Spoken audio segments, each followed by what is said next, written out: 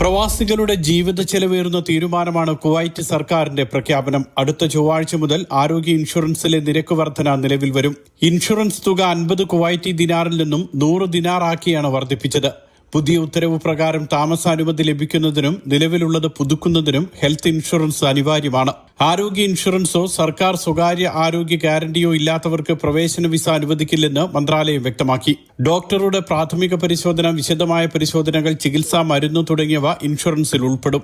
30 ലക്ഷത്തിലധികം പ്രവാസികളെ തീരുമാനം നേരിട്ട് ബാധിക്കുമെന്നാണ് വിലയിരുത്തൽ. എൻട്രി വിസകൾക്കും ആരോഗ്യ ഇൻഷുറൻസ് അനിവാര്യമാണ്. ടൂറിസം, ബിസിനസ്, മെഡിക്കൽ തുടങ്ങിയ വിസിറ്റ് വിസകൾക്ക് സ്വകാര്യ ഇൻഷുറൻസ് നിരക്കുകൾ ബാധകമായിരിക്കും. സർക്കാർ, സ്വകാര്യ മേഖലാ തൊഴിലാളികൾ, വിദേശ നിക്ഷേപകർ, സ്വയം സ്പോൺസർ ചെയ്യുന്ന പ്രവാസികൾ, വിദേശ വിദ്യാർത്ഥികൾ, കുടുംബ വിസയിലെത്തുന്ന ആശ്രിതർ, പുതിയതായി താമസരേഖകൾ ലഭിക്കുന്നതിന് മുൻപ് രേഖകളില്ലാതിരുന്നവർ എന്നിവർക്കെല്ലാം വർഷം 100 ദിനാർ വീതമാണ് നിരക്ക്.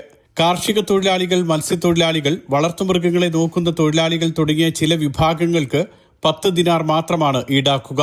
കുവൈറ്റി പൗരന്മാരെ വിവാഹം ചെയ്ത വിദേശ സ്ത്രീകൾ, വിദേശികളെ വിവാഹം ചെയ്ത കുവൈറ്റി സ്ത്രീകളുടെ മക്കൾ തുടങ്ങി ചില വിഭാഗങ്ങൾക്ക് ഇളവുണ്ട്. Mathrubhumi news, Kuwait.